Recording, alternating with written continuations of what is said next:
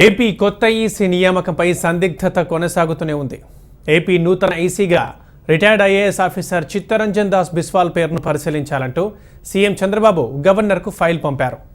అయితే చిత్తరంజన్ దాస్ అర్హతలపై గవర్నర్ నరసింహన్ కొన్ని సందేహాలున్నాయంటూ తన అభిప్రాయాన్ని వ్యక్తం చేశారు.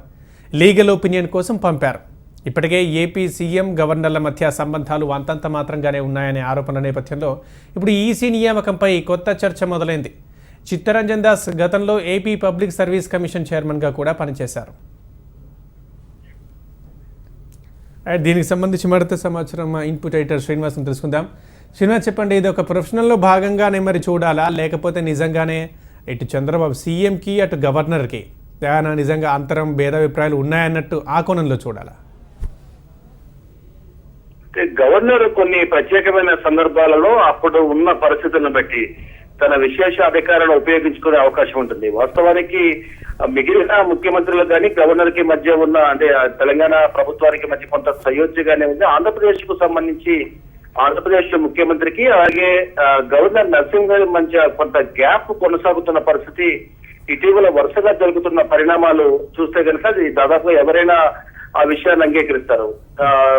ముఖ్యమంత్రి రాజ్భవన్ కి రావడం అంటే మొన్న రాజధాని శంకుస్థాపన కార్యక్రమానికి ఆహ్వానించడం తప్ప అంతకుముందు దాదాపు 2-3 నెలలుగా ముఖ్యమంత్రి కనీసం రాజ్భవన్ గడప దొక్కిన సందర్భాలు లేవు. ఆ తర్వాత మాత్రం కేవలం శంకుస్థాపన కార్యక్రమానికి ఆహ్వానించడానికి మాత్రమే ముఖ్యమంత్రి చంద్రబాబు రాజ్భవన్ కు వచ్చారు. అప్పటి నుంచి కూడా మిగిలిన కార్యక్రమాలు రొటీన్ ప్రాసెస్ లో జరుగుతున్నాయి. కేసీఆర్ ఏదైతే రాజ్భవన్ కు వెళ్లి ప్రతి కార్యక్రమానికి సంబంధించిన అప్డేట్ చేయడంలో కానీ రెగ్యులర్ యాక్టివిటీకి సంబంధించి గవర్నర్తో కలుపుకుపోవడం అనే కార్యక్రమం కొనసాగుతోందో అది ఆంధ్రప్రదేశ్ కు సంబంధించి కొనసాగడం లేదనేది మాత్రం వాస్తవం. అయితే ఈ విషయంలో ముఖ్యమంత్రి కొంత గవర్నర్ వైఖరి పట్ల అసహనంతో ఉన్నారు.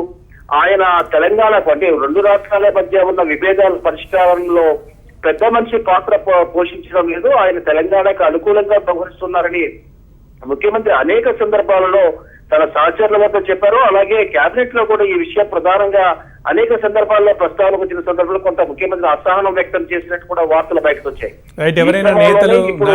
రాష్ట్ర ఎన్నికల కమిషనర్ కు సంబంధించిన నియామకానికి సంబంధించి కూడా ఈ వివాదం కొనసాగుతున్నట్టు కనిపిస్తోంది.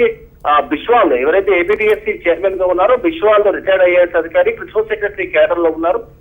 ఆ బిశ్వాల్ ను ఇప్పుడు రాష్ట్ర ఎన్నికల సంఘానికి కమిషనర్ గా నియమించాలనేది రాష్ట్ర ప్రభుత్వం నిర్ణయించి ముఖ్యమంత్రి ఆమోదంతో గవర్నర్ కు పంపిన తర్వాత కొంత ముఖ్యమంత్రి తీసుకున్న నిర్ణయం దాదాపుగా ప్రభుత్వం నుండి గవర్నర్ కు వెళ్ళడం అంటేనే ముఖ్యమంత్రి తీసుకున్న నిర్ణయం. అంటే అలాంటి ముఖ్యమంత్రి తీసుకున్న నిర్ణయాన్ని స్టే చేస్తూ గవర్నర్ కొంత ఒక అంటే లీగల్